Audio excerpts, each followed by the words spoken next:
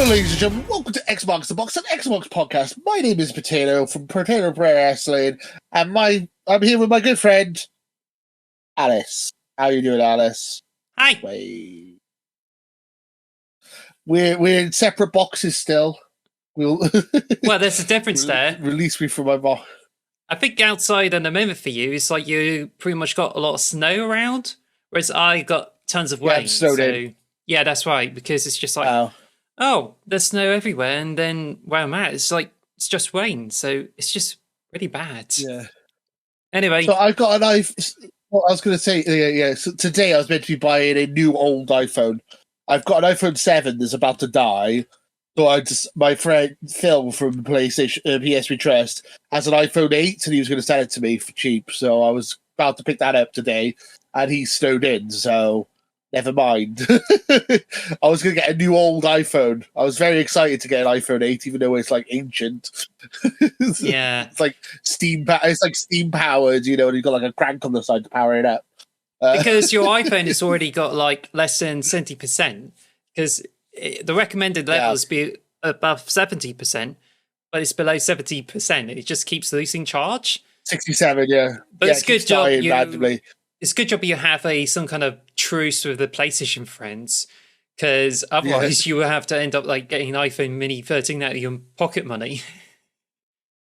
Yeah, saying that, if they see what I've put in their fantasy draft, they might not be friendly with me anymore. That's a tease for later on in the episode. Well, who knows? Because I think we're just still friends with them, and I think we're pretty much glad to become affiliates with the MPS We Trust.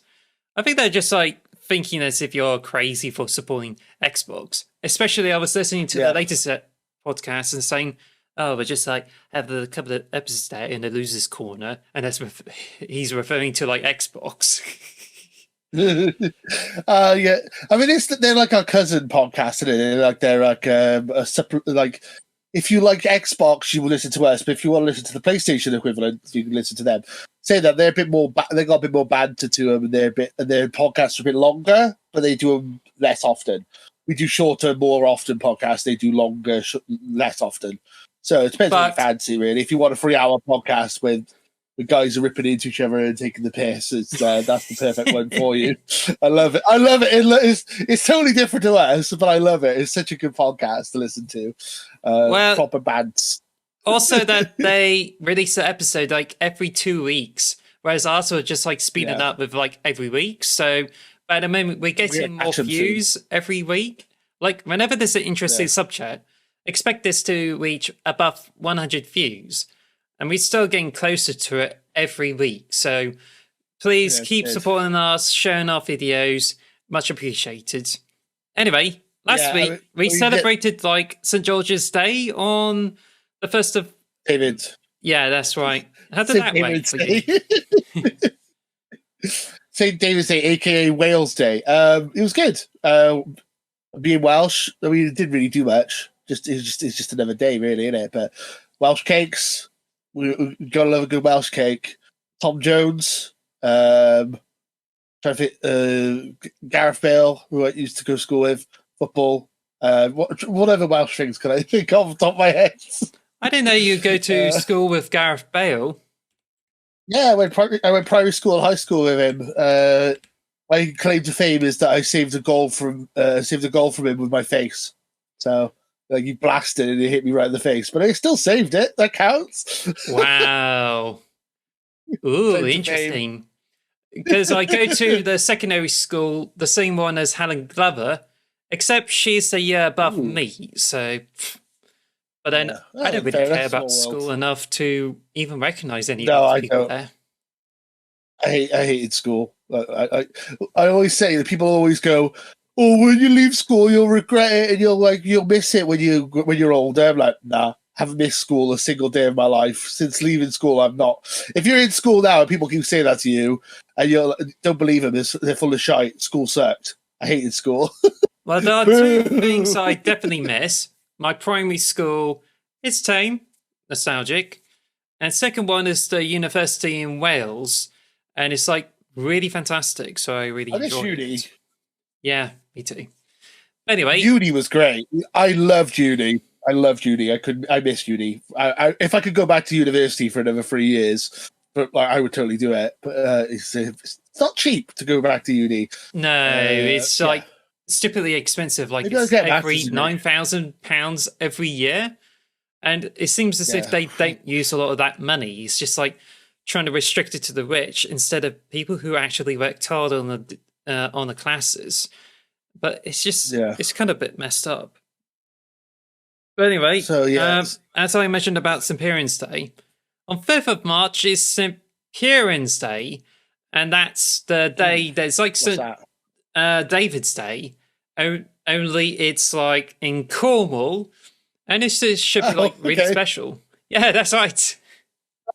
I didn't know that was a thing. Okay, well, congratulations. Yeah, thank you. Cornish, because technically Cornwall is part of England, but you don't like being considered part of England. You like to be like almost like an independent area, right? Yeah, it's just a shame that some of the people there definitely feels if it remains part of England when they don't think Cornwall would sustain as a country. But then there's Luxembourg, for instance. That's a small country. That's like 30 miles in diameter. Even Amazon's got their houses in there. Vatican City as well. That's like a small. That's a city, and it just literally is like tiny. Well, it's not tiny. It's a bit. The Vatican's big, but for a city, it's small. If that makes any sense. Yeah. Yes. Yeah, we'll just say that. Vatican City. Anyway, it's a good question on Pointless. That's always a good answer on Pointless. If you want like a small city or something, like a question like what's a small city, go for Vatican City. Everyone always forgets Vatican City. Anyway, I love my quizzes. Anyway, I got something really special there. So if you can see it, it's what's this? If it can summon bingo. Smarties. Zapping Orange. Have you saw one of those promotions before? No, I haven't. That's interesting. If I can bring this advert up, it just gives you a pretty fair idea what it is. Just 2 seconds. You like to bring sweet Oreos last week, Smarties this week. You love to bring the sweets into the show. Yeah. Well, I've just got Coca-Cola. That's my sugar addiction. Yeah. But anyway, so I got this up. So I don't know if you can see it, but when you go look through the podcast, you'll probably like react to it. But basically, it just involves lots of Smarties around and turning everything orange. It's only like 20 seconds. It just shows a zapper that makes all those weird sounds, and then it's narrated by Craig Charles, I think. But, I love Craig Charles. Craig Charles is the best. In fact, he voiced a lot of adverts as well. Hosted the Gadget Show. Amazing DJ, but also Robot Wars. Sorry, Robot Wars. Yeah, Takeshi's Castle. He's an icon of British TV. If you're not British, you probably don't know who Craig Charles is. But if you are British, you would have known him. You would have seen him and heard him in different things. Legend, absolute legend. Yeah, I just don't know if I can find it there, but I don't know, because I think there was an advert where there's literally Craig Charles in like some kind of like house, and then gets hit by a boxing glove that comes out of a box, and then it goes all like hysteric as the whole house goes into a lot of shenanigans there. So I don't know. It's just like 90s. You know your 90s adverts, you do. Like literally, like you have like a encyclopedic knowledge of like 90s advertisements. This is a random Sega advert from 10 years, from 20 years ago. Like, okay, cool. Love it. So good. Should we get on with the show? We've kind of gone off topic multiple times. Well, actually, you haven't even heard of what they're supposed to sound like. So I'm just going to put it above the microphone and see if you can hear it. I can hear it. I can't hear it.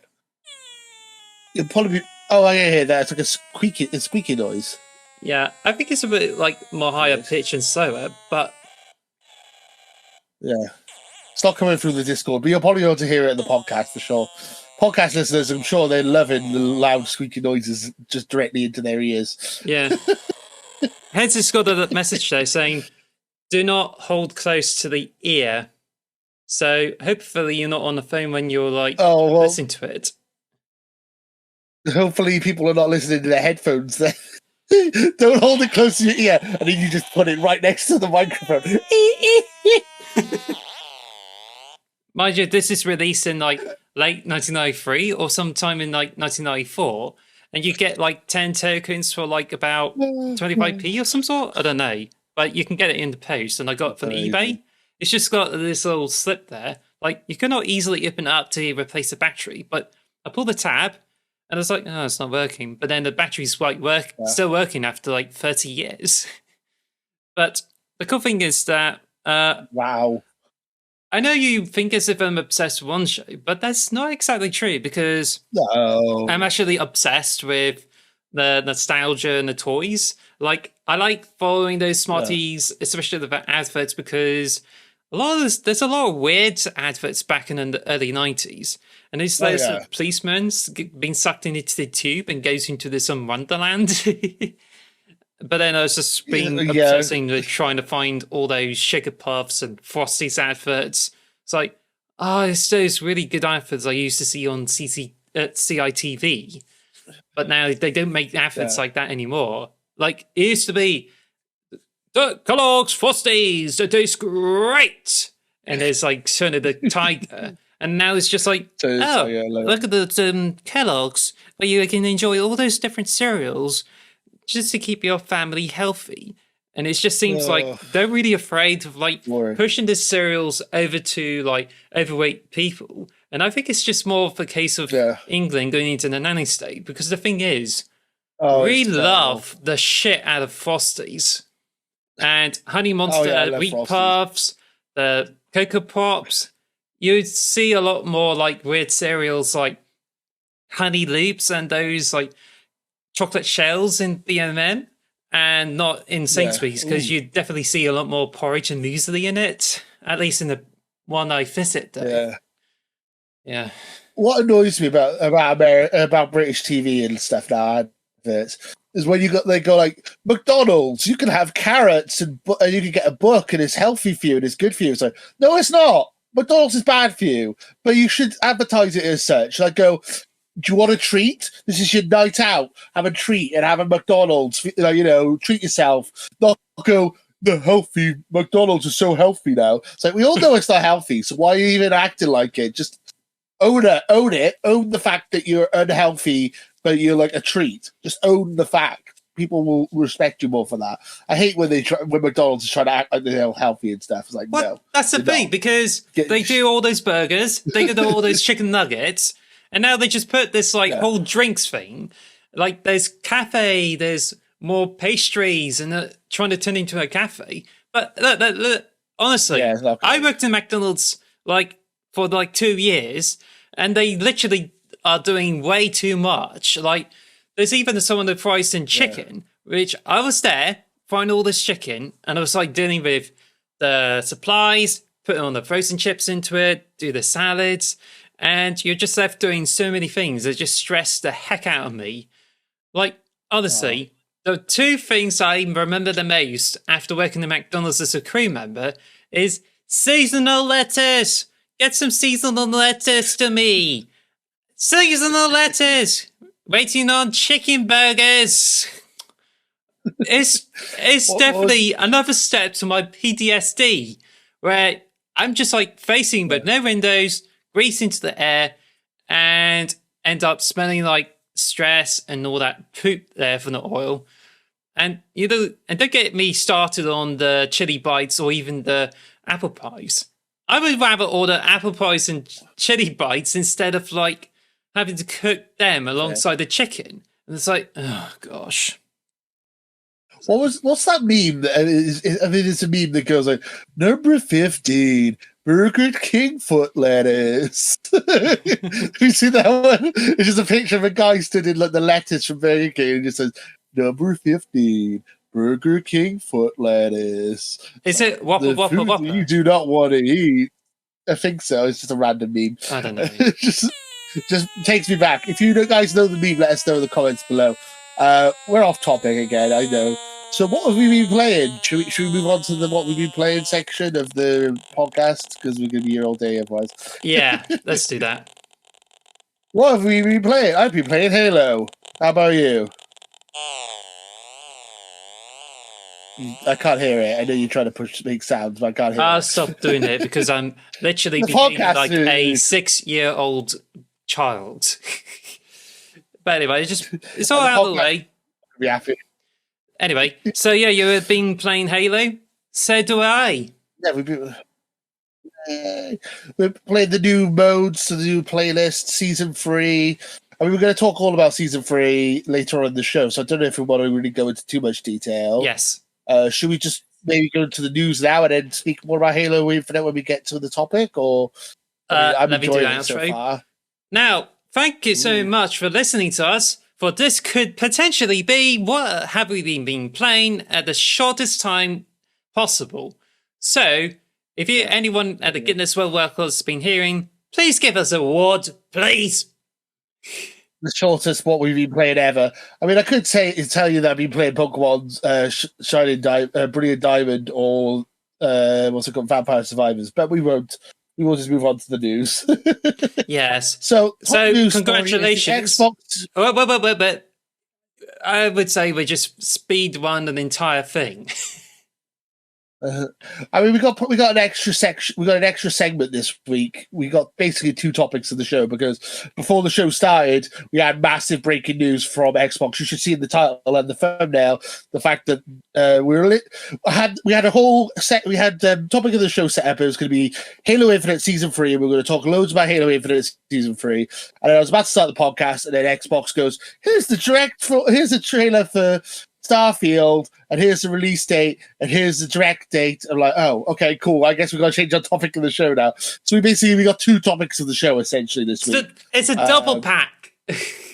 Double pack.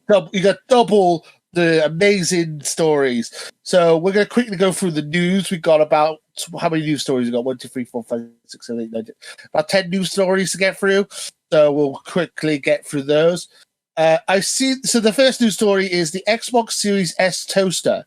I think I saw memes of this online. So is this a meme, new meme format, or is this actually a thing? I think it's actually a thing. Actually, it's just unofficial by Microsoft. Which, if I can bring the thing on the internet, because it is. Oh, it's already been talked about. So. Just imagine having a kitchen and you've got the Xbox fridge and then you've got the Series X toaster right next to it.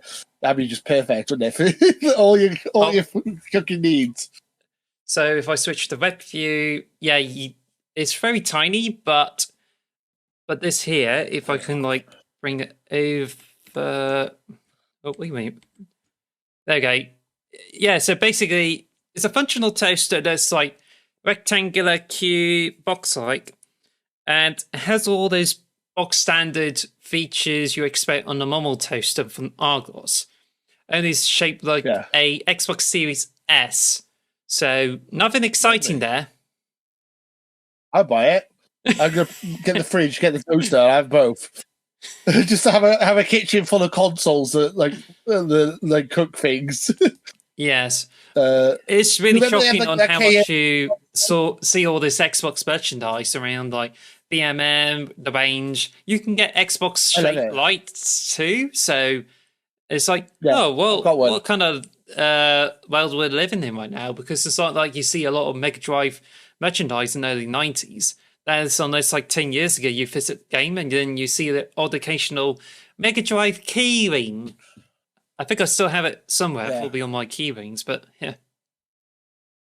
We love it. I love it. So I love all the Xbox merch. I've got loads of Xbox merch. Xbox socks, Xbox underwear, Xbox Xbox underwear. Yeah. Does it have X in the where your groin part is? Not even joking, look. Oh, Holly messed up on the green screen. I wonder how long before warm yet. someone ends up making a short outfit. Xbox boxes. Whee, it's another pair. Whee. Ladies. Oh, and I got an Xbox ball. Xbox ball. Yeah. I got loads of Xbox stuff. I certainly like got a few things like there's Frosty's bowl, I got 2 Frosty bowls, I got Cocoa Pops, and I certainly got the Sugar Puffs mug. So actually, if you give me 2 seconds. Yeah, so what I got here is a one mug that is $1.99. So this one. Ooh, I love it. Yeah, I got 2 of these actually. Because I found one on eBay and I can get for on the cheap, like £5 or £10. Then I saw another one that just comes out for cheap. Then when I got them, it's just like they're in the polystyrene eggs. That's like you don't get them anymore because they've got some like hazardous chemicals in, but they're literally in polystyrene eggshells. So it's like, whoa, it's like it's got a dinosaur. Hazardous. Careful, jeez. I had a Donkey Kong barrel mug, and he literally broke this weekend, and I was like very upset. It dropped it down the stairs. But it looks like the barrel for Donkey Kong, but it has DK written on the side of it, and it's like, oh, it's my favorite mug. I need to buy a new mug. Any suggestions for mugs? Let me know in the comment below. I want to buy a new mug. I'm probably going to get an Xbox mug because we got Xbox and everything else. Look for these on eBay. You just say this is toxic and can kill me. No, it's just it's not that bad. But I'm saying that bad. It's a little bit toxic. It's those chemicals that goes into the ozone layer, so it's not like bad to breathe in. It's just like it's not just bad for the environment. Yes, not bad for me, but bad for everyone else. Yeah. Anyway, I got the Frosties mug. Kellogg's Frosties, they're great. They're great. Come on, webcam. They're great. Yeah, it's probably a bit blurred at the moment. But yeah, I usually click my fingers next to it. That usually changes. Yeah. There you go. Somehow me clicking my fingers on my webcam changes your blurriness on your webcam. How'd that happen? Yeah. That don't make no sense. Also bought a bunch of things so you can get packets. And one of my favourites, which I still have them on the moment, is those cool neon trainer tags. So anyway, I think we just went so off topic that we just somehow went into the sun. So yeah, South Park shot glass. There we go. Oh, there we go. Now I'm dead. shots. I wonder what the PSP Trust guys would get to say about this right now. It's like, now we just realised Lewis is actually wearing boxers. Yeah. I'm not wearing Xbox boxes at the moment. They're just I'm saving them for a special occasion. Oh, like E3. Yeah, exactly. Yeah. Well, if I Mrs. Right, the right woman who appreciates my Xbox nerdiness, one day I'll find her. Cheers. So yeah, Xbox toaster. Xbox merchandise is getting out of your hand. I'm totally down for it though. I love me some random merchandise. And if you guys have any suggestions for mugs I should buy, let me know in the comments below. I'm thinking I might buy a Minecraft mug. I'm not sure. I see ones that look like the TNT from Minecraft, and I might have that as a mug. That might be a fun mug to buy. Or like a creeper head. Well, just be careful that certain mugs, you've got some bits that are being easily wiped off in the dishwasher. Like, I've got the one that has a pixelated heart. When I went to the Birmingham University, it got washed off, and it's no longer so good. Then I got a Pac-Man mug. It's like where all those dots light up. And I removed it because it's too damaged and it's been into dishwashers a bit too much. But I still have certain mugs. I also got like a mug, which is the cat from I think it's the Kiki's delivery service. Oh, right, okay. I got the one with the paint of trans colours as well. So there's plenty of mugs for you to check out. Just make sure the quality is really good. So yeah. But if you got any suggestions for Potato's new mugs, let us know in the comments. So random, I know. Capcom Spotlight just happened, or is happening in tomorrow. Is it, apparently? Yes. Resident Evil 4, probably, right? I don't really know anything about this. By the time this comes out, the podcast episode, it should be on, so we don't know what's on it. But it's quite likely we may actually see more of like Resident Evil 4 remake and a few other Capcom products such as Street Fighter 6. So I think it's definitely going on. But I think I'm just gonna see if there's a Capcom direct. So yeah. So Capcom, obviously, we got Street Fighter 6 coming out this year, and we got Resident Evil 4 coming out this year. So Capcom are killing it at the moment. Two of our highest draft picks in the draft we got. Yeah, so according to the website, we should be expecting Resident Evil 4 remake, along with Exo Primal, which is on the thing there. And it also mentions Ghost Trick, Phantom Detective, Mega Man Battle Network Legacy Collection, and possibly an expansion to the Monster Hunter Rise. So that's pretty much there. Ooh, that should be a fun watch. I mean, you guys already know what's happened. If anything amazing happened, that's, sorry, we're not really up to date with that. So apologize. But yeah, we can't time travel, unfortunately. Guilty Gear Strive is out on Game Pass, and so Civ 6, apparently. I've just downloaded Guilty Gear Strive. I heard that's supposed to be a really good fighting game, but I've not played it yet. Yeah, it is. I literally downloaded it just before the podcast started. And also, it's like a nice animation style to it. It's yes, like nice art. It's like what was it? It's not like 3D models. It's like it looks like hand drawn stuff almost. It looks really good. I definitely have to try it. Yeah. Sure.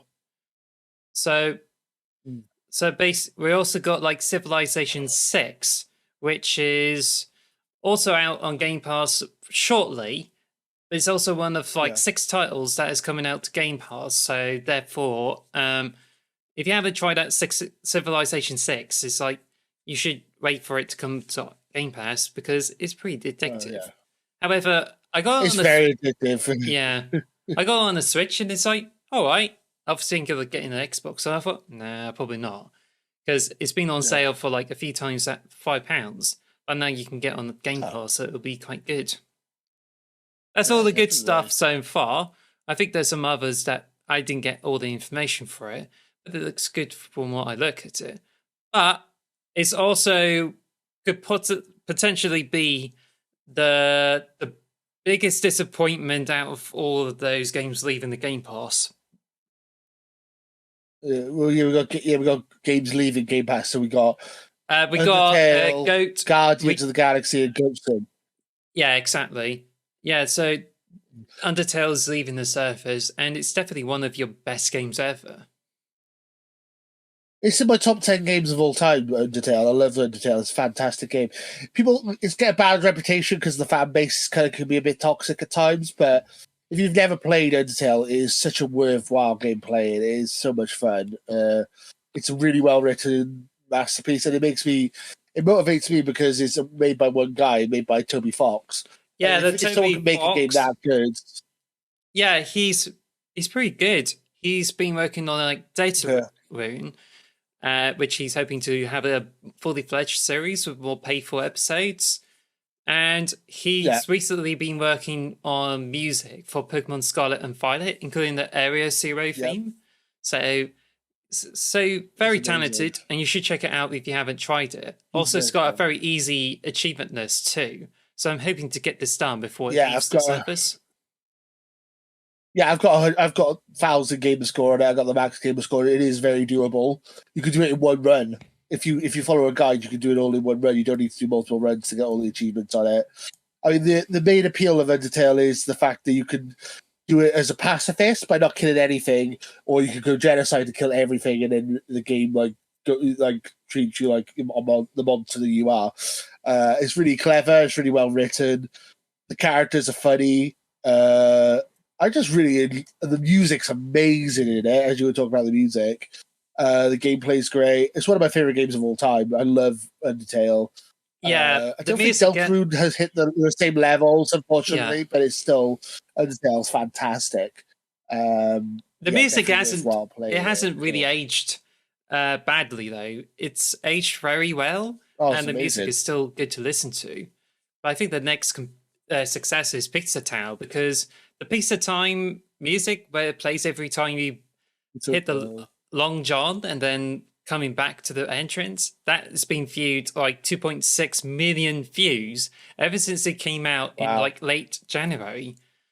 So we're I've definitely not played getting. Pizza Time, but you Sorry? you keep recommending Pizza Time to me. I've not played it, so I'll definitely have to try it out at some point. It's called Never Pizza played Tower. it. I haven't got it yet, but Tower. it's currently out Pizza on Tower. Steam. But like Undertale, is I'll actually have a made in look. Game Maker, so it could be arriving on Oh, other wow. platforms soon. Who knows? But anyway, those are the games that are leaving Game Pass.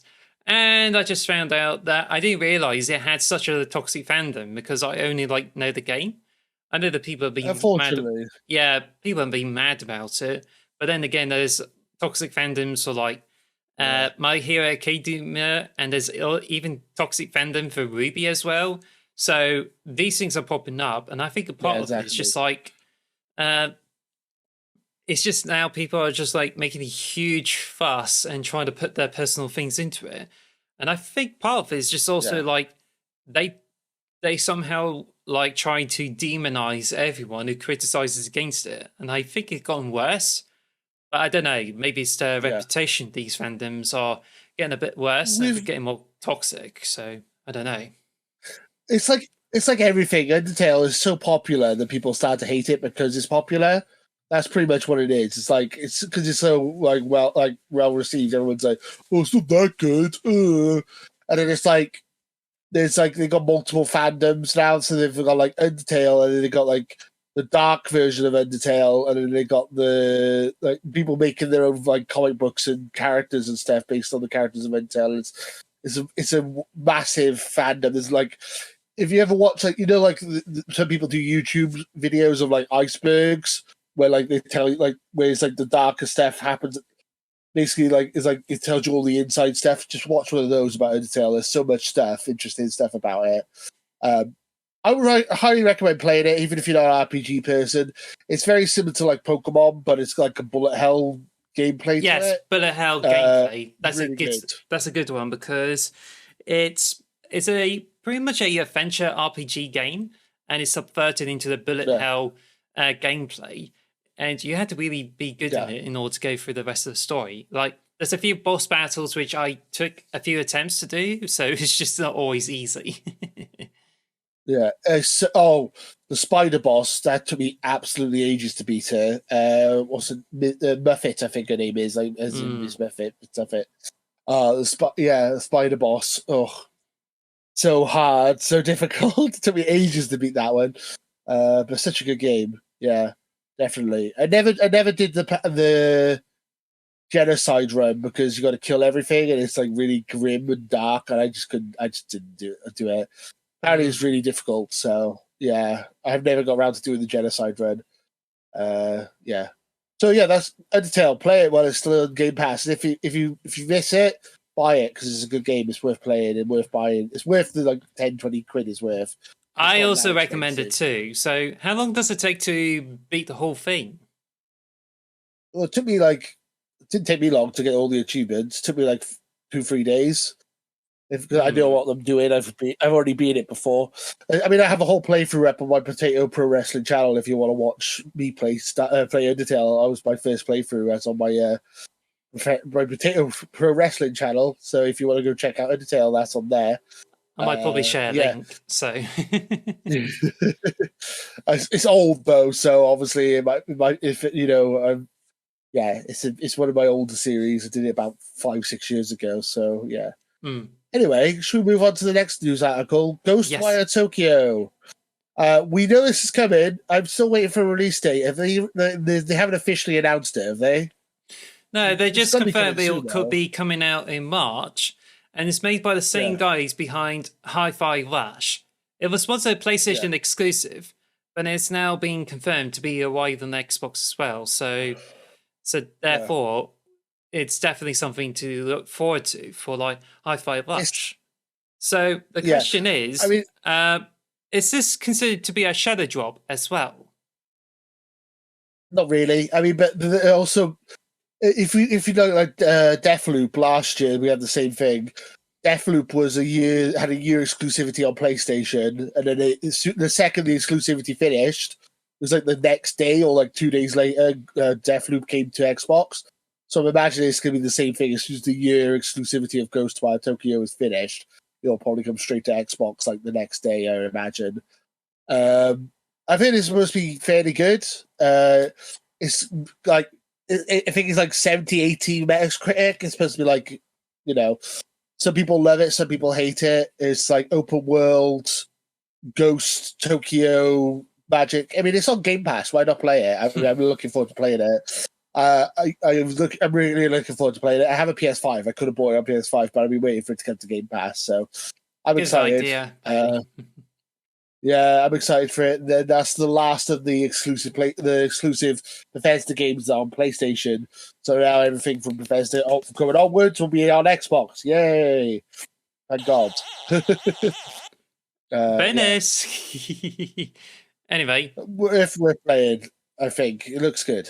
Yeah. Forspoken dev shut down by Square Enix after 1 month after launch.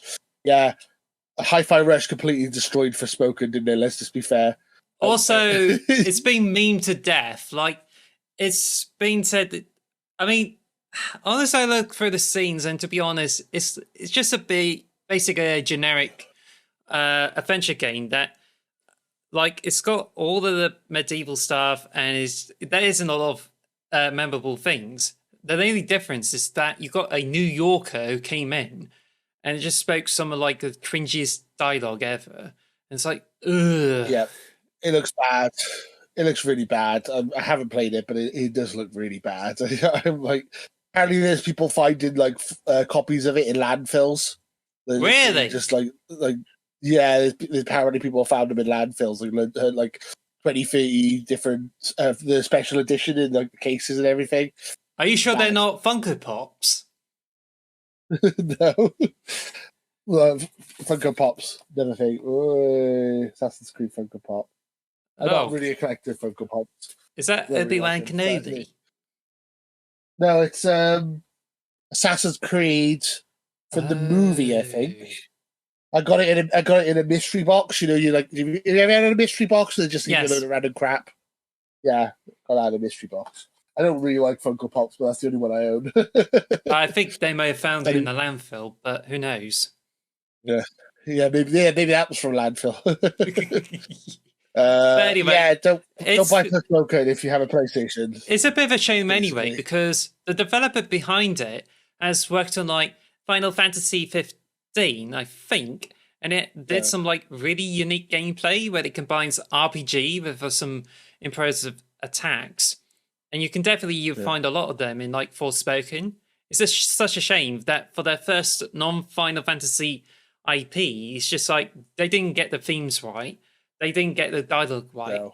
And it's going to age so badly that it's probably like forgotten. So it's such a shame, really. Yeah. Also, I just think that this is another one of the purges from Square Enix, because they're already getting rid of franchises left and right. Like, they got rid of live service titles, they got rid of games and developers, and now they just got rid of a Forspoken developer, which is not very good. So it just makes you think, oh no. I was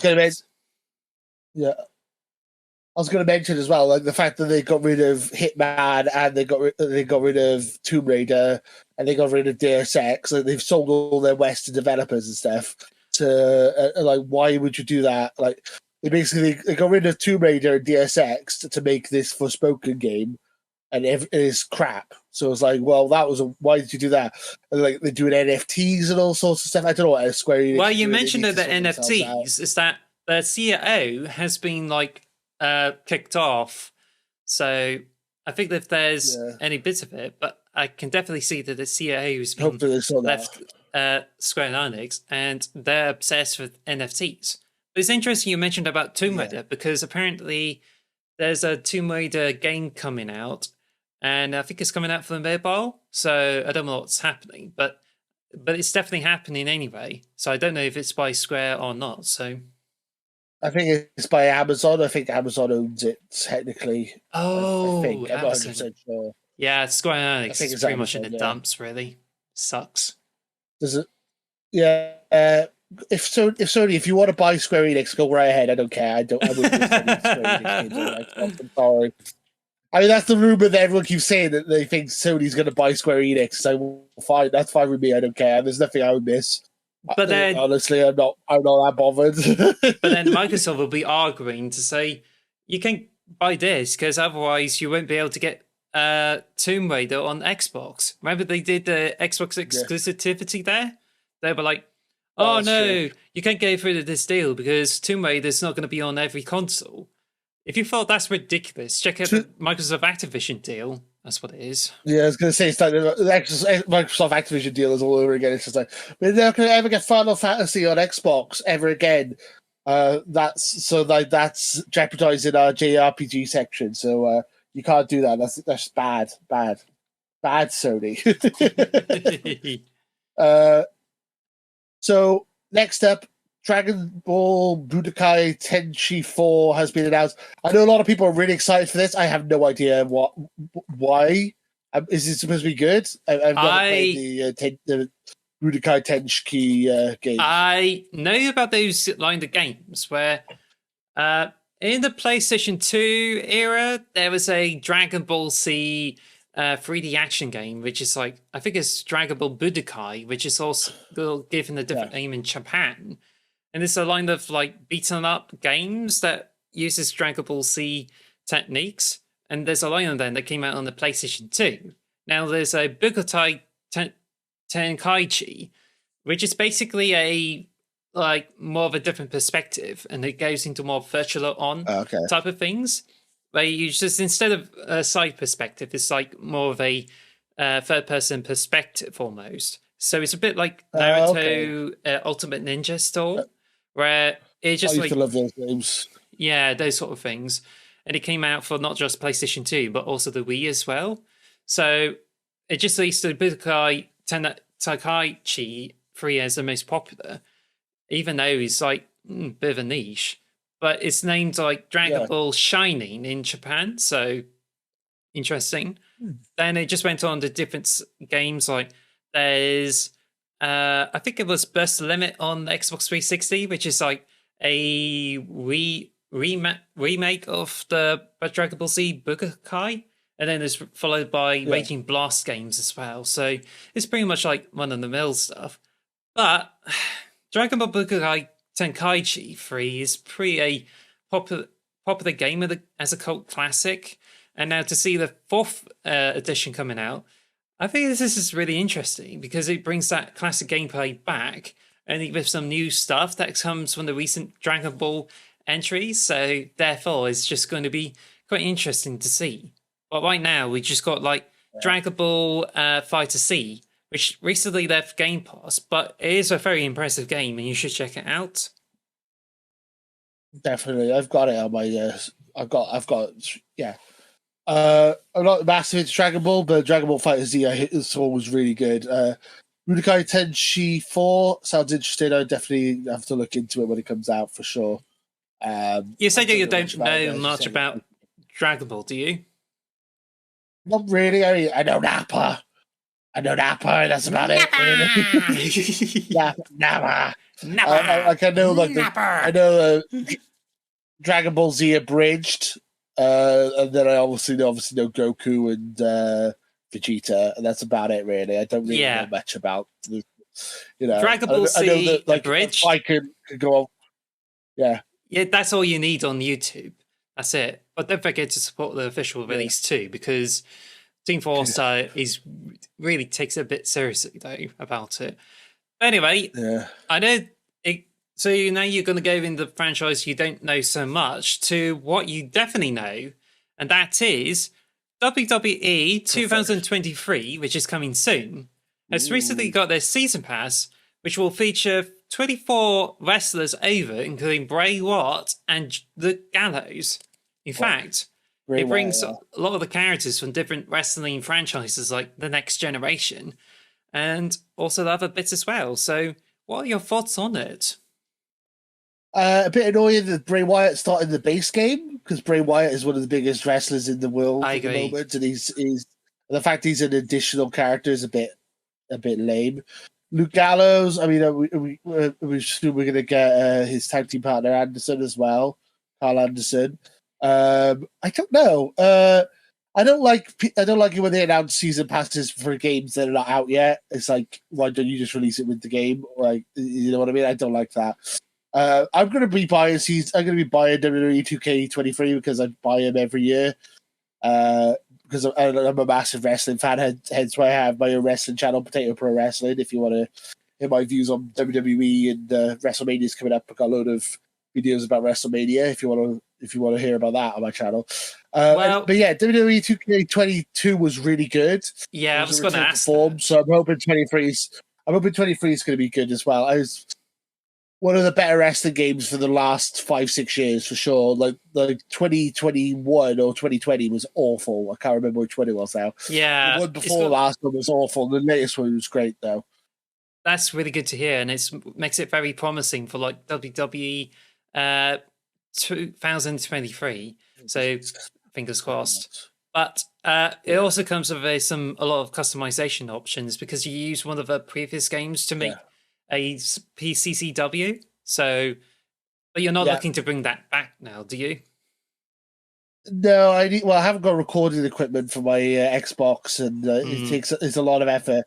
Basically, there's a series on my channel called PCCW, which is Potato Chief Championship Wrestling, which is basically I came up with storylines and stuff using WWE 2K. It'd take me hours and hours and hours to make videos, and then literally only 20 people would watch it. So it's like, maybe not. I can say that it's a fun series, but it's a lot of work. There's a lot of work and effort for getting any return. Unfortunately, if you like random wrestling stuff, I would say I had like storylines of it. The best part of it is the Flyweight Championship because you have all those colonels fighting each other, and then you have Ronald Nakamura. So that's my favorite part of this whole thing, and I just love to see more of it. But then again, it's just like it's a bit of a burnout, isn't it? It takes a lot. It takes a lot of it takes a lot of time to make all the characters, and then it takes a lot of time to make the arenas, and then they're going to record it, and they're going to edit it, and then they're going to, It was fun, but it was such a lot of work. I've been mentioning all this chicken there, and I can hear your stomach rumbling. That's my dog. She's making noises. That's not me. That's the dog. All right. Yeah. That's her. Stop moaning. Okay. Final news story before we get onto the breaking news and to the big news of the episode. Redfall has crossplay, which I kind of gathered. I gathered that, right? I think that was kind of obvious. So we're going to be playing Redfall.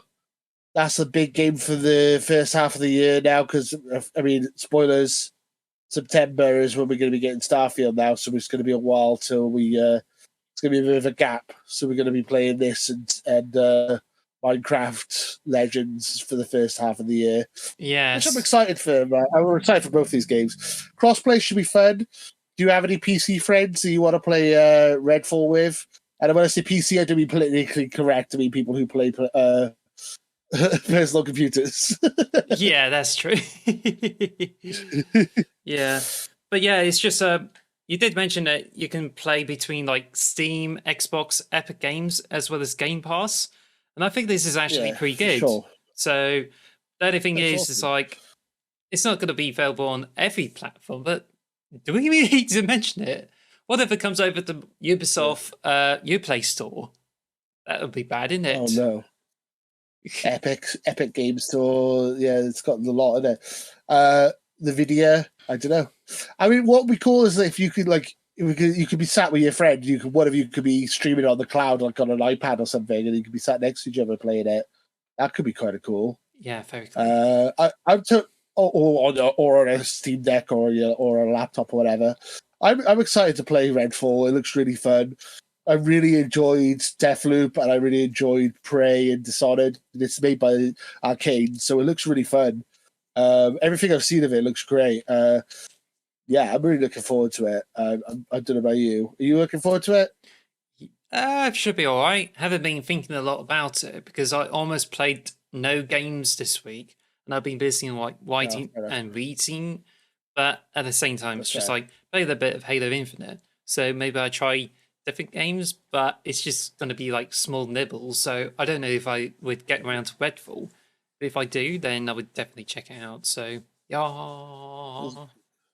So, shall we move on to breaking news? Yeah? Yes. Yes.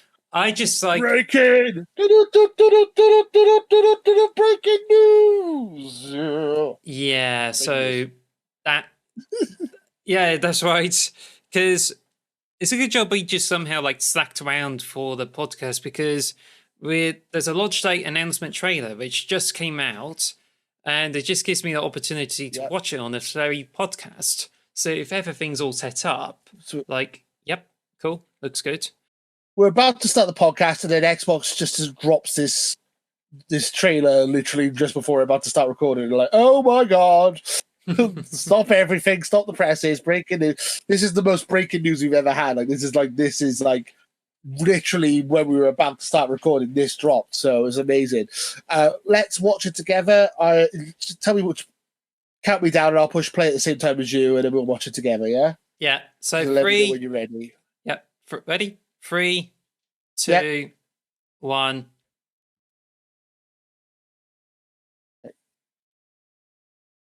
Space, the final frontier.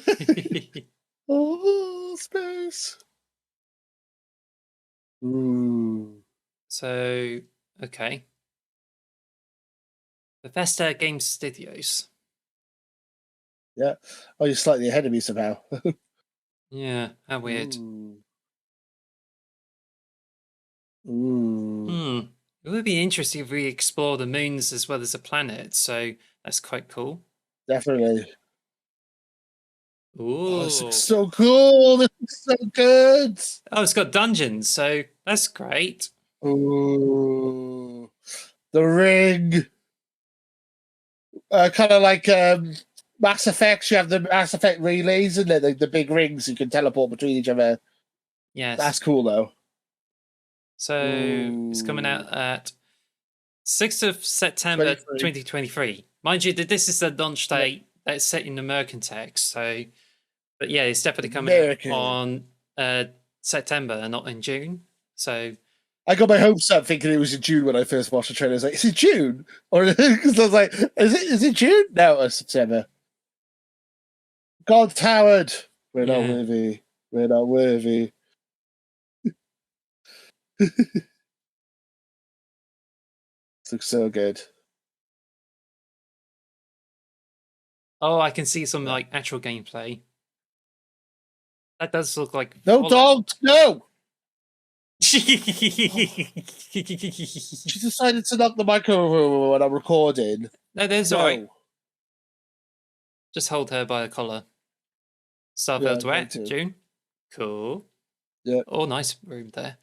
But yeah, it's that's a bit like 4 days after my birthday. Yeah, that's cool. So they're not going to be showing. They're not going to be E3, I guess. No, just Starfield Direct. That's all you need. Someone's not been on a lot of servers though. That's a bit of a shame. Yeah. Looking forward to it. Oh, it's got animals. Ooh, space. That's September 6th. I'm excited.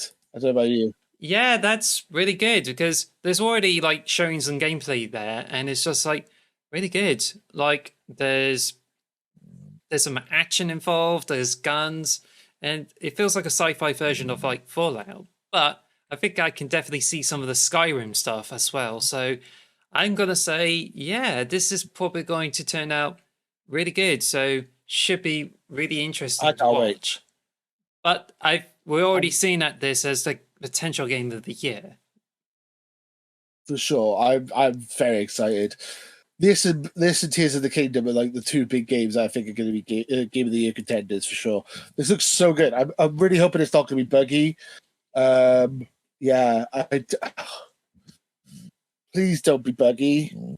Dog, shush, talking. Sit down. Oh, she does it every time. It's so annoying. But yeah, I'm really looking forward to it. It's going to be such a yeah. Anyway, it's going to be a really good game. I'm really looking forward to it. I really want to. I just can't wait for it now. We finally got a release date. I was hoping it'd be June. It would be coming out, but with June we're getting the direct. So I'm like, okay. So still a while off. Still a while off. September's too long now. I mean, I suppose it gives me time to beat Tears of the Kingdom. I suppose it gives me time to play Redfall as well. So I can say that there's more stuff going on. There's more of a development time towards Starfield, and I think this is definitely going to be really fantastic. So I would say, yeah. I suppose it's for the best. It's for the best, isn't it? If you're going to delay it, at least make it pretty distracted. She's really the dog's really distracting me. She's like knocking over the microphone and stuff. It's so annoying. Yeah. But yeah, it should be really good. I'm really looking forward to it. Yeah. I think so. So, what do you expect to see in the direct? I guess is the big question. I mean, we've seen a lot of the stuff already, but they said they got lots to show us. So I don't know. What do you think? 3 things. The expanse of the world generation. I think it's going to be very close to Elite, where you have all those planets randomly. Well, it's just pretty much generated based on the algorithm. So I think that's going to be good. Yeah. There's also likely to be some interesting gameplay features, like maybe you have robot companions or things that makes it different from Fallout. And there's also like survival and crafting mechanics, because I think you'll be expected to explore planets with a lack of atmosphere. So therefore, I think it's just like you're just going with lots of different parameters where you just figure out how you can survive. Like in Grounded, you just don't know what to do unless you know how to collect the dews for your water, or how you just hunt specific kinds of animals to get some meat, those sort of things. That's true. So I think that Grounded, is one of the best games that teaches you survival as well. So I think Starfield allows for that extra complexity where each planet you visit, you figure out how you can survive across those lands. I think it's quite likely you visit a planet, you find a dungeon, and then you visit it. I think, I don't think it's going to No Man's Sky is really the similar kind of style, but I think this is going to be more like a Western RPG like Skyrim or Fallout, like you said. I mean, I think it will have survival mechanics, but I think it's mainly going to be focused on the RPG storytelling stuff than the survival mechanics, I think. That's going to be like secondary. I'm still looking forward to it, though. I think it's going to be a really interesting game, for sure. They said that they had fuel and stuff for the vehicles at the beginning, and they got rid of it because they thought it was too tedious. So I'm thinking if there's not going to be anything really like collecting water. I think they're not going to bother with that. Yeah, like you said about collecting dew. I don't think they're going to do that. I think it's going to be mainly just basically like Skyrim in space, which I'm totally down for. Let's do that. I just wondered Skyrim if they replaceable. I just think they would introduce some like changes of gameplay mechanics. Like if there's no life, you can like grow your own, making clones of yourself. Like you saw that thing called Rimmer World, where Rimmer just gets sent over to a planet and he terraformed it by having clones of himself. So yeah, so I think I didn't see that. Yeah, it's just like really weird. Yeah, it's like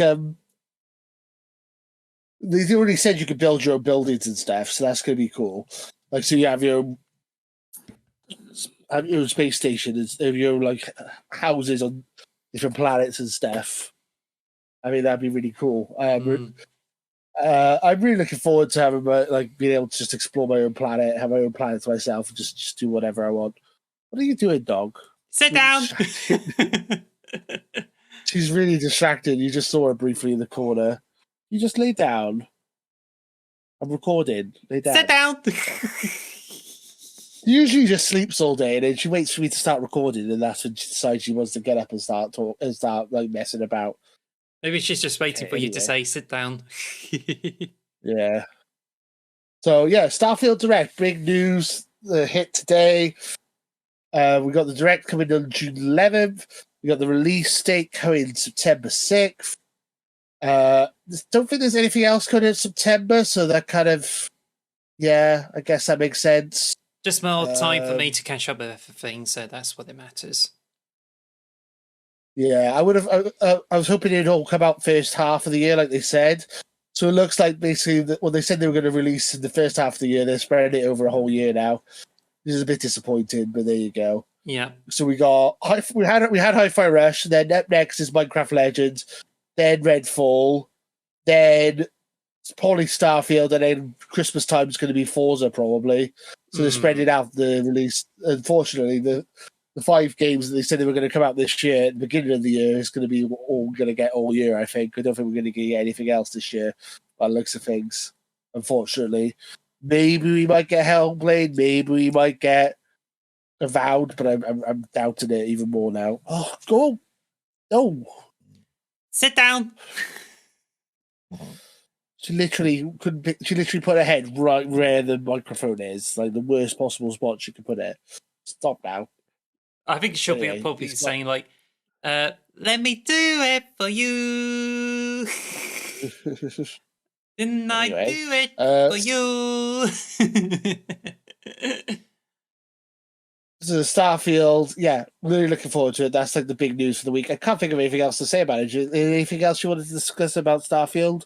I mean, Todd Howard looked like he was there doing stuff. Yeah, the gameplay in the background. Not a lot much. Just a release date announcement and saying we'll get to find out more in June. So I think this is definitely a huge topic. So hopefully, once we get into it, we can like discuss a lot more, and we could dedicate the whole episode to it. But if anyone's got anything to say about it, then let us know in the comments below. So yeah, and now it's time for our topic of the show. Topic of the show. Halo Infinite Echoes Within has been released. We finally got Season 3 of Halo. Thank God. It's so good. And it's really good. I'm really enjoying it. I really like this season. I think it's really rad. We got like new maps. We got new playlists. All sorts. So yeah, I like the new we got 2 new armor cores. Have you done the story pack? Like you've got 100 tier game pass, 100 tier battle pass, sorry. Then you got a 10 tier story pass. Yes. And I've done the story pass already. I've already done that in one night. So I got all 10 items from the story pass, which is really I got cool. it too. Like, there's supposed to be extra cinematic after that. So do you have to like visit the page again and then view the cutscene? I don't know. It's up on YouTube anyway, if you cannot find it on the game, but I'll be looking for it tonight. But anyway, so there's a lot to unpack here. There's now lots of different variety of content, and they even introduced a new weapon and a new, I think it was the armor ability, which is a shroud of some sort.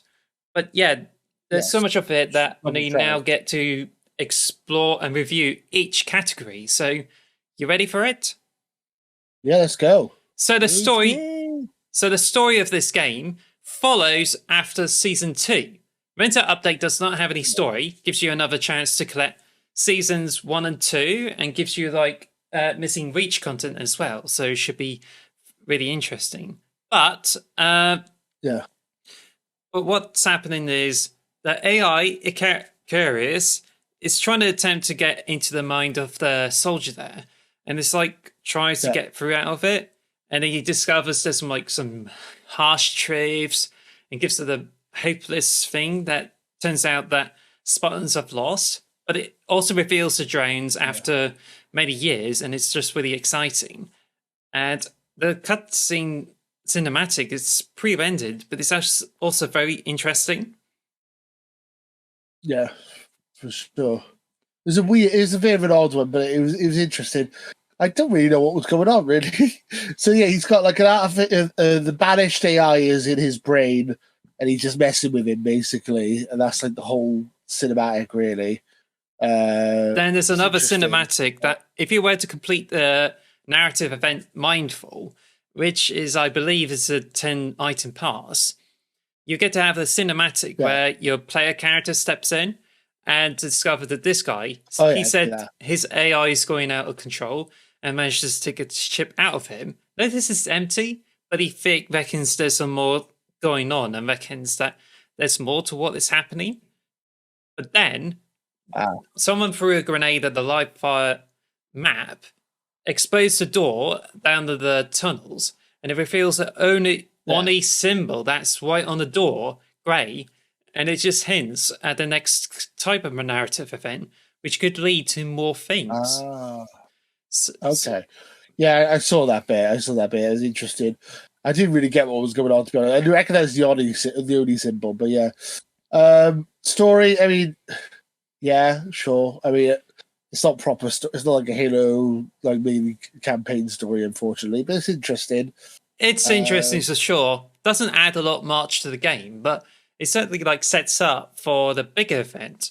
And I don't want to spoil a lot too much, but it's something that relates to one of the upcoming maids and could shape the whole environment, which could lead to season 4, which is coming out on June. So hopefully we may get it without any delays. So fingers crossed. But right now it's just story. It doesn't make a lot of sense, and it just only tells you what's going to happen in the next few months. But then again, there isn't a lot to add, so it's just only for like 2 weeks. I'm still looking forward to it. I think it should be an interesting story. So we unlocked 2 different armor sets, 2 different armor cores. I don't know can't remember what they're called now. Well, they both look really cool. There's there are 2 armor cores. One of them right now you can get lots of content for is a Mirage, and the Mirage, I think what it's called is more like a spacesuit type of thing. It's supposed to be based off Orion, which is from like the original Halo beta for the Mac computers. It's what's kind of based on it. It has a spacesuit vibe to it, and it's like, oh, it's interesting. It's interesting. You get loads of like different customization options. No cross-core, but you can still get loads of content, and you can also get in shops over the time. Yeah. Even the HCS has already got the packs there for the Mirage, so it seems as if 343 is just trying to bring this out there. But I know it's interesting because it's a bit of a mix between the Mark 7 and the Rakasha. Considered to be a cheaper option of like Mark 7. It's prettier than Mark 5. Like Mark 5 is a bit rugged, where this one is more clean, but comes with a lower cost thing. But what I did find very disappointing is that you got this Mirage helmet, and lots of different helmets are like look almost the same, only with some different designs. So you're always going to have this light bulb head. I think they're just trying to go for the spacesuit type of thing, but it's just like most of the helmets look the same, and it's only like 2 of them are like, and they're not like shaped like a fish bowl or some sort. So it's just like, okay. I mean, it does look like a spacesuit for sure, so maybe that might be explain things. But I just kind of wanted some more variety to the helmets when they already got some like other cool bits. There's like the Monardo coating from the championship packs, and it's like more coatings there too. So I think it's just like interesting. Yeah, they got some cool stuff in the battle pass as well. Like I'm looking forward to getting they got a shader that like gives you like almost like volcanic skin. It looks like the color. The one color's like basically black with like red cracks down it. It looks really cool. They've got some really cool stuff in the battle pass. It's kind of annoying. They got a load of stuff that looks kind of cool in the shop though, that they want you to pay like real money for. I'm like, no, I'll stick to the battle pass, but it's like 2,000 points for certain stuff. But they got like a pink shader which looks really pink, like really bright pink. I don't know if you've seen that. Like Mr. Blobby. Yeah, it's very bright pink. I'm like, oh my god, that's a bit much. Blobby. You look like Mr. Blobby, yeah. Yeah. But anyway, it looks rad though.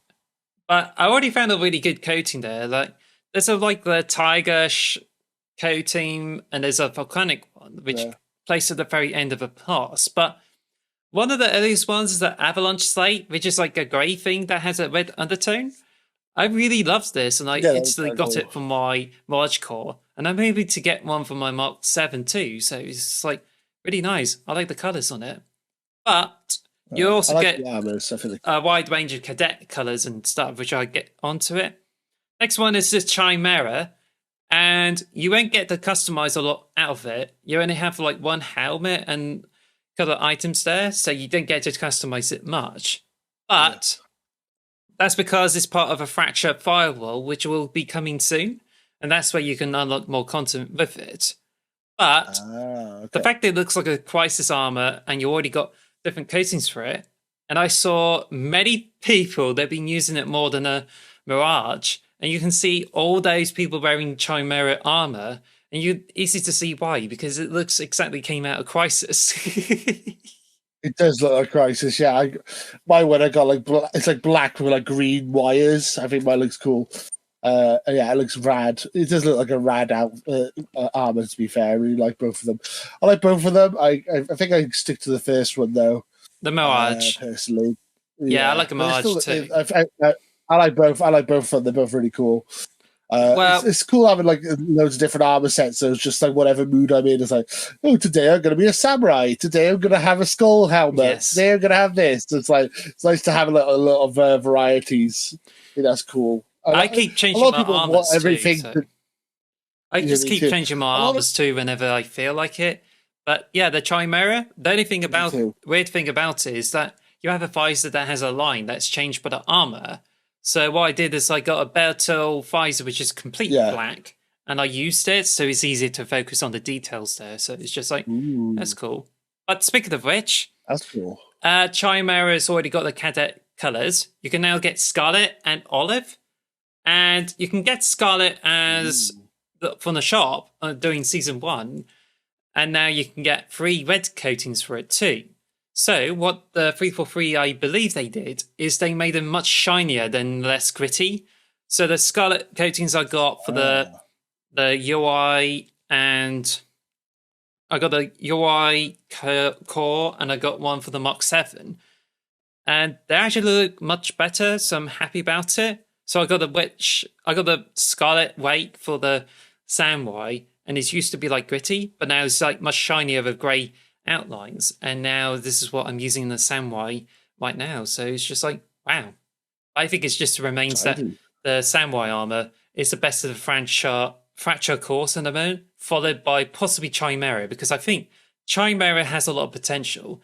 We don't have a lot of customization, but it's followed by the Warhammer-esque armor, which is Ego Strike, and it's just like, it's not a lot special or something to write home about.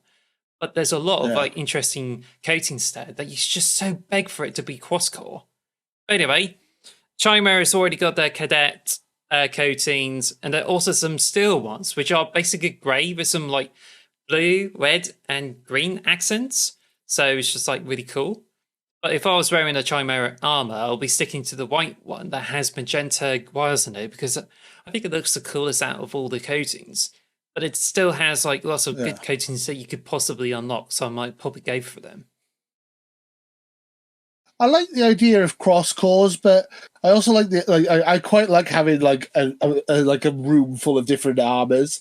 It's like it reminds me of like Iron Man 3, where he goes to the basement. He has like a load of different Iron Man suits. It's like, ooh, which armor am I wearing today while I play Halo? I've got like 8 different armor suits. I quite like having a bit of variety. But a lot of people are like, oh, I just want one armor that I could have everything on. I'm like, okay, I kind of like having different ones, to be honest, myself. I don't know how you feel about that, about the cross core. Well, I quite like having separate cores myself, to be honest. I just really hate for the cross core to come over, but I'm just worried that they'll probably do more work on it. Like, why they can't just like apply the patterns to all the cores instead of making individual coatings? Like they just literally made more work, so it's just ridiculous. ridiculous. Should be crossed. But in this season, coating should definitely be cross core. Yeah, exactly. For sure. Anyway, Sorry, there isn't a lot more for the other cores. Eagle Strike is pretty much dead on the water now, so don't expect anything more. Same with and I don't think you'll be seeing a lot more of the samurai armor. But I don't know about Mark 6. You may actually get a bit more, but I'm not sure. But Bakasha is just like pretty much done and dusted. But there's a lot of more content for the Mark 7. And right now, there's like some interesting packs on the store. Like you can get a security helmet through the package. And I thought that's really cool because you've got like a White March armor coating. And there's also the shoulder pads that the Gen 2 Master Chief's got. And it's like so tempted to get it, but then the price point, especially you get loads of stuff with it, and I'm like, probably not. Yeah, it's too much. Yeah. Yeah, worth looking into though for sure. I like the one where it's got like I can't remember which one it was, but it was in the shop. You can buy like 3 hexagons on your shoulder. It's like it looks like the tiles from like the inside Halo map, like when you're like inside the new map. Speaking of which, there's new maps. I don't know what it's called. Well, now. Before we move on to maps, which like inside. Go on. Well, there's other thing which I'm really disappointed about because there's a battle pass. You get loads of like Mark 7 bits, and there's like lots of other bits. But what I'm really disappointed is that they haven't done anything for like the AIs. Like, there's no new AI models. Third one is teased, but didn't pop up. Probably in the later narrative event. I'm not sure. And they didn't even do additional colors for the AIs too. But they still do like lots of emblems. You already got fire team icons there. And it's just like there's a few bits there. Also, there's a lot more Mark 7 bits. But I think they're veering into a lot of like randomness. Like you get a pizza coating for the assault rifle. So I don't think there's a lot to look forward to in like season 3 compared to the others. So I don't really see myself buying a lot of stuff for this. So I have to be honest.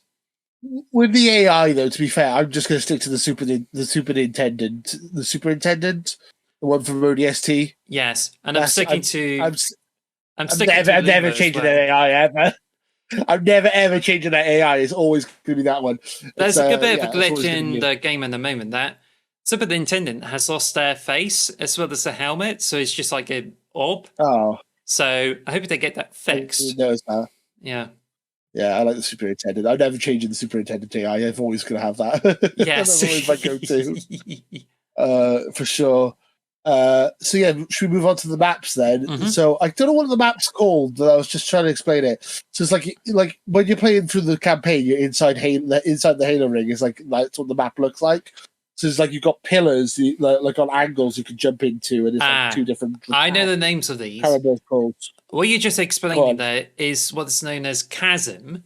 Chasm is a new map. That's a great map. That's based on one of the sections that you can easily find in, say, the second mission of Halo Infinite. And I thought that's really clever. Yeah. There's also a cliffhanger that's based on the snow terrain it's asymmetrical. There's a lot of things you can fall through. Yeah, that's right. So there's a lot of stuff going on for the arena map. And the one that I didn't get to try out is Oasis, which is a big team battle map. Trying to go through the big team battle map, but I just already wasted energy and worked into 3 a.m. to go for it. So I haven't had a chance to try it out, even in the custom game. But yeah, those are basically 3 maps. And I haven't found any community maps they have released for the season 2, so I cannot really comment on that. But Oasis could be just another like big team map, but I couldn't comment on it as well. So we only get to go through like the chasm and the cliffhanger. So what's your thoughts on them? So unfortunately, I was going to say like the challenge mode. You do like you have challenges. A lot of them are like play the ultimate playlist to unlock certain challenges. I was like, well, I want to play the community playlist on Big Team Battle, but you're not giving me the options to do that. I'm not going to do it and then get no XP or not level up and not go towards my battle pass. I think that's annoying. I don't know. I thought they were getting rid of that. I thought they were going to let you play on any playlist you wanted to. Exactly. So I find that annoying. Also, I just get a little bit. Playlist. I'm also getting a little bit fed up with the community playlist because it promises lots of different maps, but it keeps sticking to the one map, one with all the finds and the brown beige forerunner stuff, and it's just like 50% of the time you get into this map, and it doesn't have a lot of variety there. So, and also as you said, why can't they just bring the community maps over there? Oh, just wait until the forge is complete, and then we'll see if they're going to bring that over. Yeah, that's annoying. I'm hoping that they fix that. I'm hoping that the challenges they give us. Yeah, you pretty much stopped at that. Yeah, that's. I mean, that's all I played on last night was the ultimate playlist. I didn't actually play any community or any of the big team battle maps yet because they've put me on that one playlist, unfortunately. So yeah, hoping they fix that. I like the new maps. I think they're kind of cool. I said the one looks like Snowbound, and the other one is inside the Halo ring, which kind of reminds me of Narrows from Halo 3. Yes, a little bit. I think they're quite fun maps. Yeah, they could be a little bit confusing, but they're kind of cool. Both asymmetrical, I think. Interesting. I don't know. What do you think? I really enjoyed them. I find the chasm to be a bit confusing, but it's really interesting because it's based on the campaign map. How it works is that you have this one area that has a lot of cheap deaths involved. Like, you can easily fall off the bridges. And there's, like, the corridors on each side where there's, like, 2 levels. And there's, like, a curved part at the end of each map. I think it's just interesting there. But I do find it a bit annoying is that, like, the corridors has 2 levels that you cannot easily get back up if you fall down. And it's just really annoying when you're just trying to get to the person. That's true. But then all you had to do is like get on the pillars and walk up to them, and not everyone's going to figure that out. Yeah. And I think this is a bit disappointing. But it's just like it's really hard to know how to get back up to the corridor, and it doesn't give you a quick solution to that. Also, it's a bit of a dick because on the King of the Hill, for instance, one of the points of the King of the Hill is like on the pillars that is at the very top, and you just have to figure out how to get up there. So I think it's just kind of annoys people in that regard, but at the same time, it's just like a decently made map. It's fun with the Ascension Slayer, and it's like lots of good stuff. But it does take a bit of a learning curve with it, and I understand some people may actually don't like it. Yeah, I don't mind. I think it's a decent map. I'm just glad we got some new maps, to be honest. The amount of time I've played on the bloody original maps of the Halo Infinite, I'm just like fed up and playing on the same bloody maps all the time. So I'm glad we got some new maps. It's really unique. Yeah, so we've got new modes as well. Well, I also need to mention about Cliff Jumper, which is a snowy one.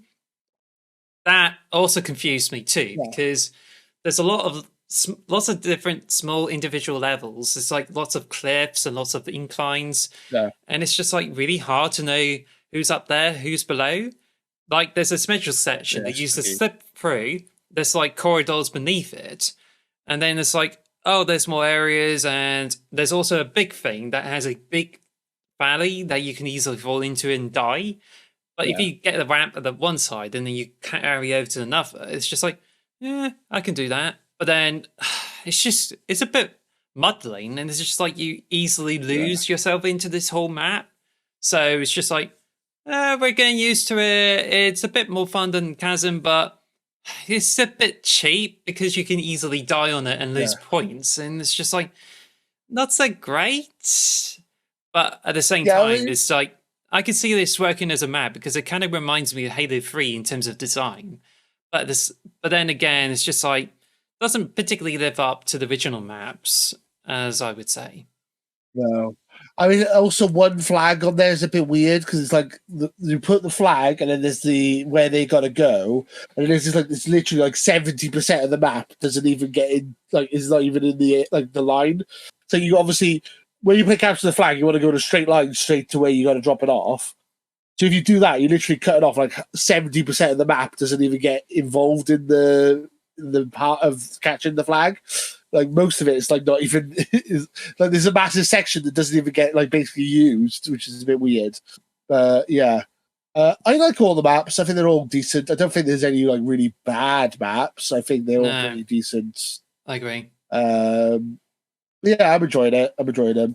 Should we move on to modes or? Yes, and I'm going to explain that the only new mode that's been added at the moment, VIP, I don't think it's going to happen in Season 3. There's going to be infection happening on this season, but we don't have it yet, and that's cool.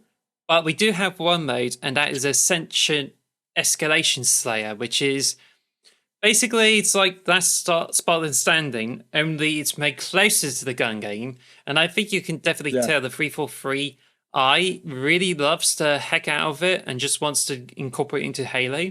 So how it works is it's a typical Slayer mode, except you had to get points by killing enemies with weapons. And once you get enough experience, two of your weapons get changed to something else. So it's already set.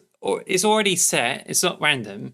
So you start off with a rocket launcher and something else, and then get another experience. You get energy sword and a gravity hammer.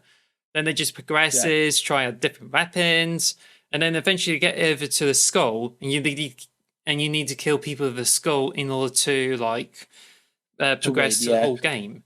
So it's like for people who play a lot of Call of Duty, there's a mode called Gun Game, and it's very similar to that. Apart from this is the other way around.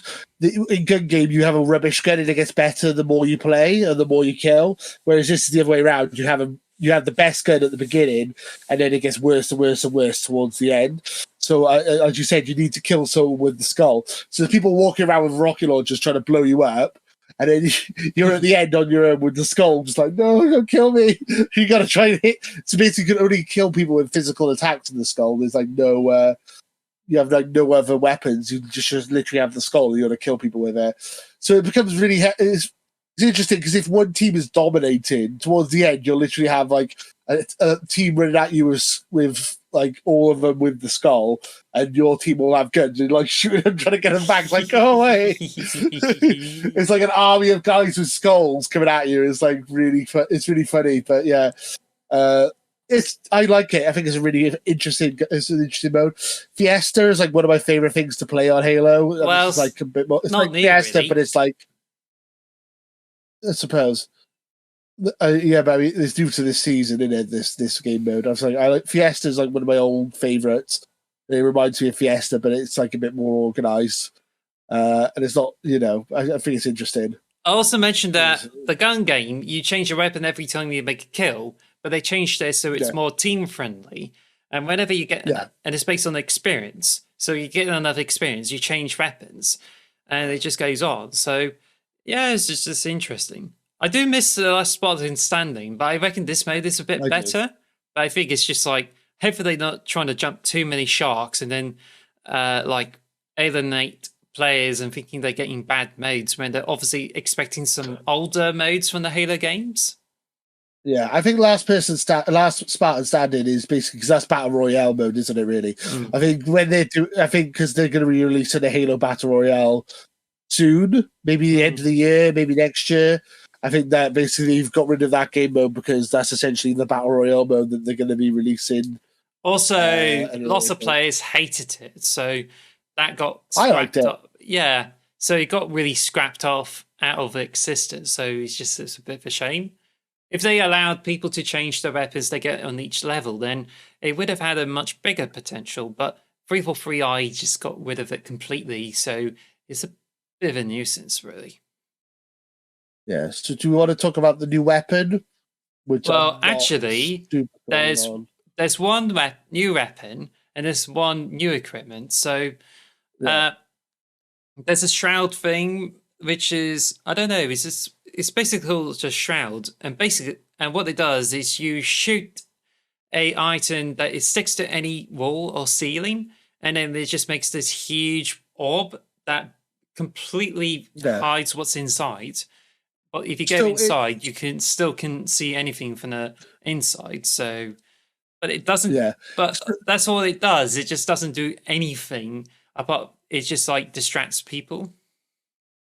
Yeah. So it's like the bubble shield from Halo 3, but instead of it protecting you from bullets, it's like a black dome. So you put the dome down. People can't see you and you can't see them, so it's good for the end. Like we were talking about the new mode, when you got the skull. It's good for like stuff like that because if you want to sucker people into getting close to you to hit them, or if you have a close range weapon like a shotgun or a gravity hammer or a sword, it's good. But yeah, it is basically it's almost like a flashbang or whatever. It's just so you can like basically like black out people's vision so they can't see everything on the map. It can be useful, but bullets go through it. So if someone puts a shower out down and you know someone's going to be there, fire a rocket straight at it, you're fine. You're going to kill them because you know that they're in that area. I think it's really clever if you think about it, because I thought it would be just like a gimmick, but then it's been used in a lot of situations where it did actually distract players.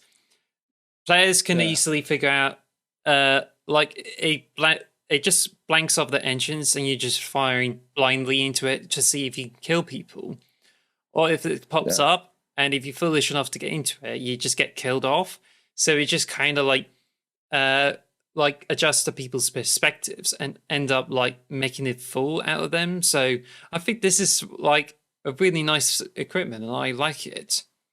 Also, it's just like I just think it's I was gonna say something, but I just feel that this is like really good. Although I always see this as some kind of DLC to be placed into the game, but I like it. It's clever.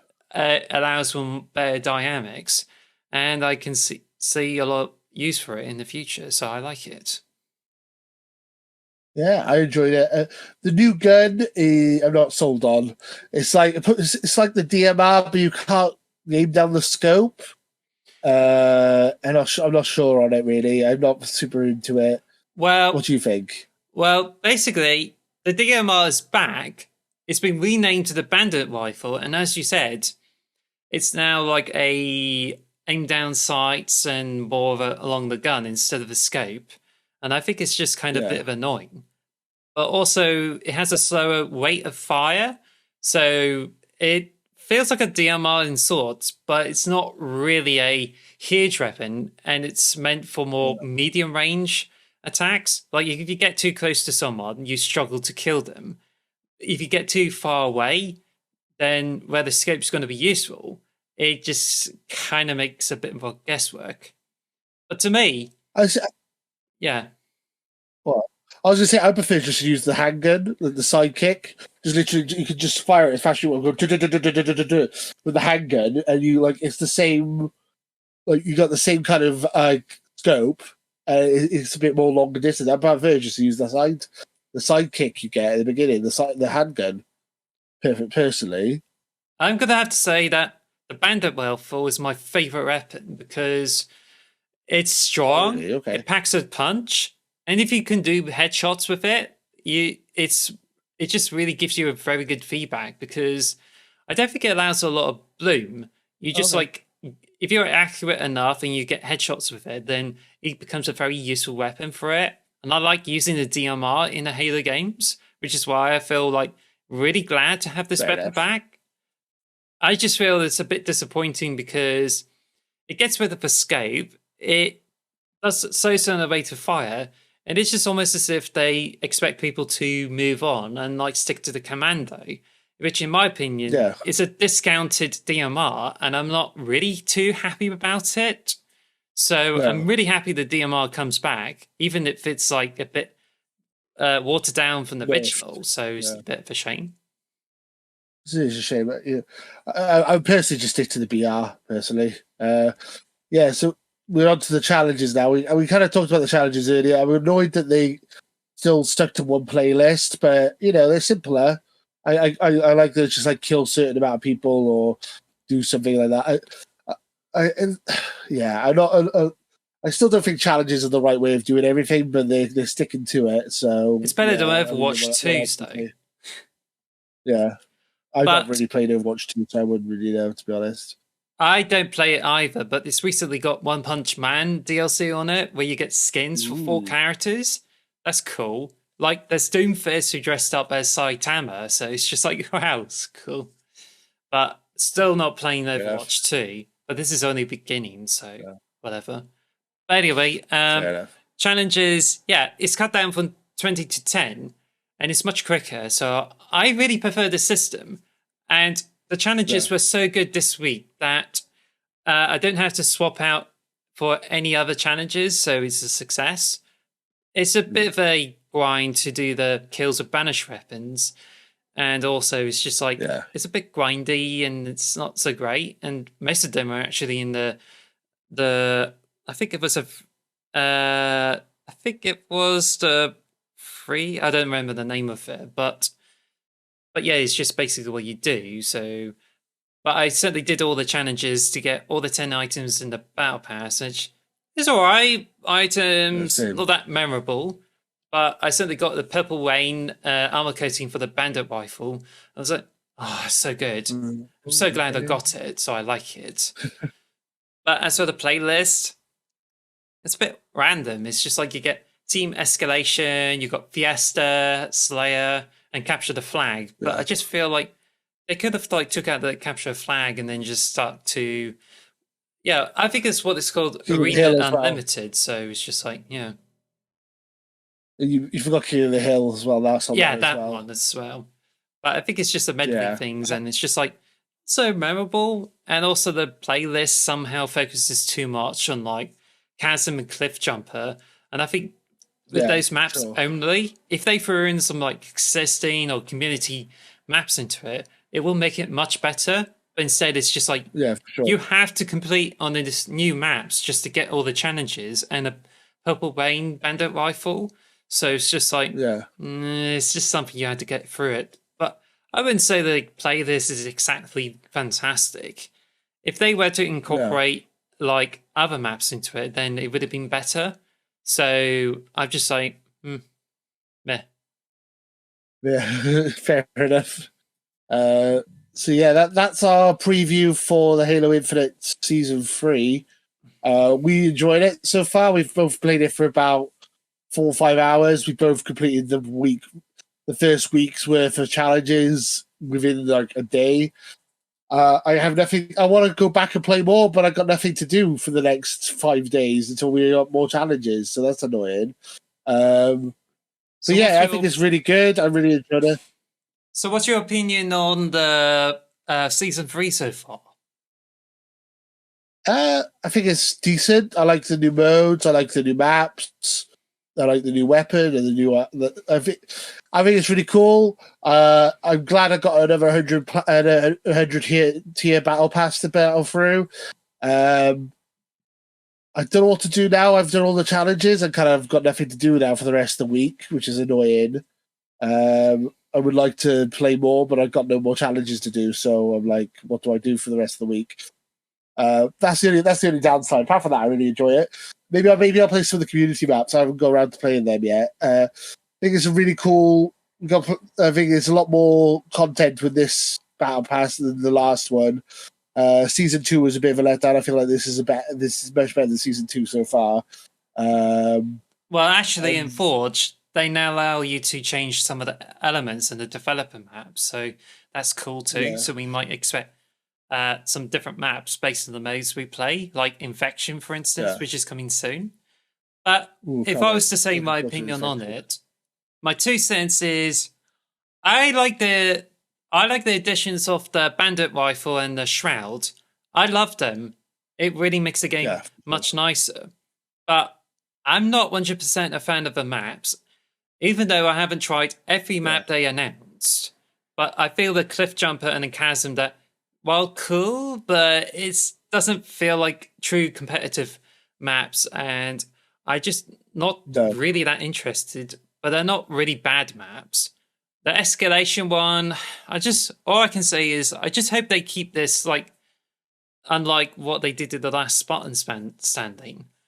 But as for the armors, cool. I'm just disappointed with the choice of helmets for Mirage, but I think everything is like it's interesting. I like some of the coatings there. And some of the free ones there is just like even better. So it's just like really good.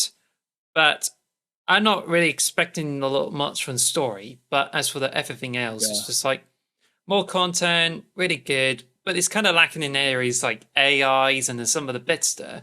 So you can't really please everyone with it. But in the moment, it's just like more stuff, really good, and I just hope it would last for 3 months this time to give way for season 4. So yeah, just hope it just goes through. Yeah, I mean, yeah, I agree with everything you said there.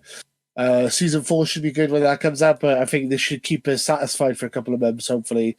We usually have the issue of literally going through the battle pass within like 2 days. I mean, I forgot to ask you, did you get the regular battle pass or did you get the premium one? I already bought a battle pass that does not have 25 levels.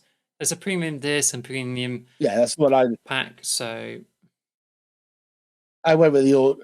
Yeah, I don't see the point of getting the premium because you basically you got 25 levels for free. That's like basically a quarter of your battle pass that you don't have to do, and it's like that kind of.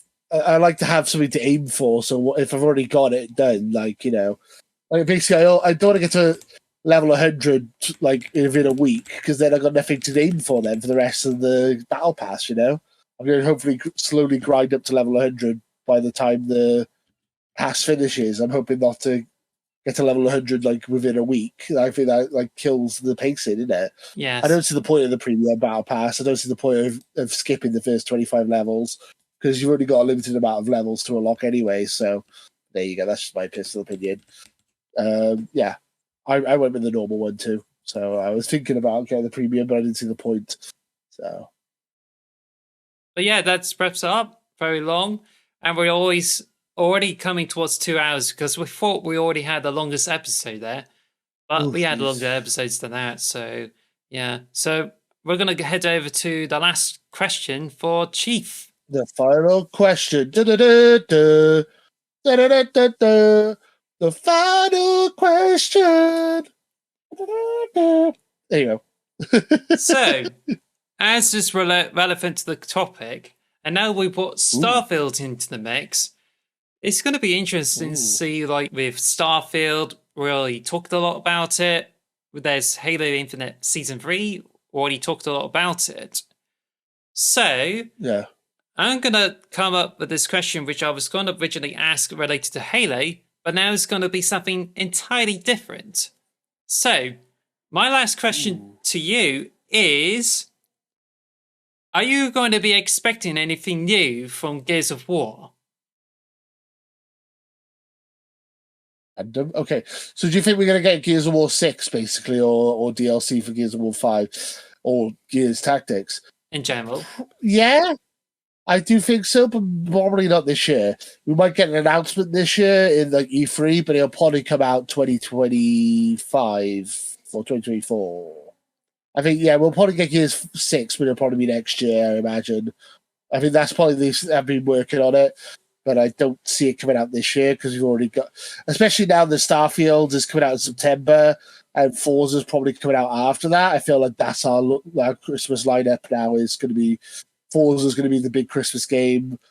Starfield's going to be the big middle of the year game, and Redfall. So I don't see us getting Gears of War this year. I think maybe next year we might get a Gears of War 6. We could. How about you? We could get a collection of Gears of War, which I hope it would be remastered in like Unreal Engine 5 because they built an Unreal Engine before. So it's been speculated to come out, but it didn't come out. So we might finally expect the collection to come out of those remastered ports of the classic Gears of War games, like a Master Chief collection. I would like that. I got my hopes up last year for that, and then they didn't, and then it never got announced. So I would love that, but I'm going to try not to get my hopes up that that's coming. I don't want to get too excited and then it not happen. So yeah, I think that would be cool if that did happen. I'd be into that. There's Gears of War 1 remastered for Xbox One, so we could expect something like that for the rest of other titles too. So should be interesting. We might get a Gears of War mobile game, maybe. I hope not, but that might be something we might get. Gears Tactics.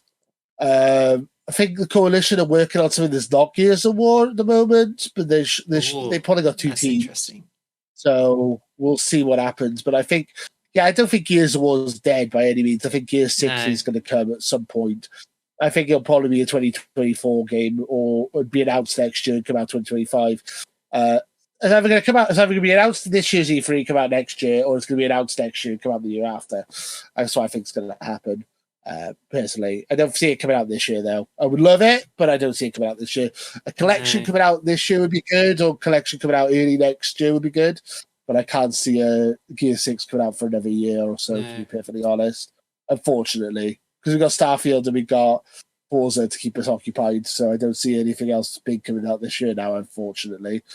Which is a shame. Unless they shadow drop it. Could you imagine them just shadow dropping Gear 6? That'd be amazing. Could you imagine that? That would be wicked. Like Hi-Fi Rush it, and Gear 6 is out now. Like, wait, what? I can't see it happening, but that would be amazing. But no, that's my opinion. I don't think we're going to get Gear 6 until next year or the year after. That is my opinion. Cool. So I don't have a lot to add to this question anyway. So all I can say is, yeah, I definitely agree with what you said. And we could expect anything come down that end, most likely in the next year or so. As for this year, more likely to be a collection. So I think it's just pretty much it. Because I thought we might probably be expecting something new to come out as a big franchise. And there's like Starfield, there's the next Skyrim, and there's also like Halo stuff coming in as well. But I think we're not expecting a bit too much from Gears of War. So yeah, it's just all right. Gears Tactics 2 maybe at some point. I don't know. Gears Tactics 1 was great. I would love a sequel to that. So maybe we get that. Gears Tactics 2 maybe at some point. We'll see. Fingers crossed. Maybe a smaller spin-off, but I think the mainline one we're not going to get for another year or so, unfortunately.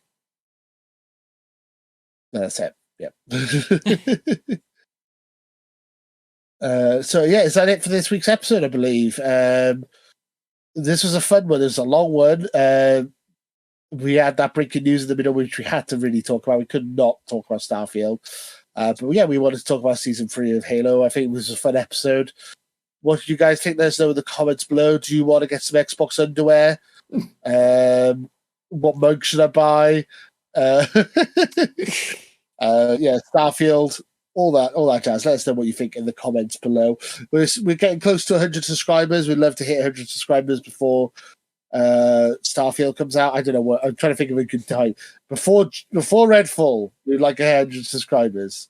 I don't know. What do you guys? Let us know what you think in the comments below of the pod. I'm rambling. Anything you want to add?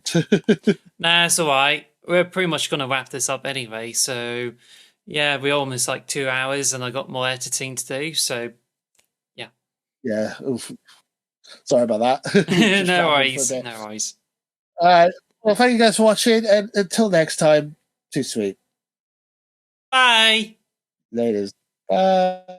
Thank you for listening to the X Marks the Box podcast. Follow us at X Marks Box on Twitter or X Marks the Box on YouTube. And follow us on all audio podcast services. Thanks for listening.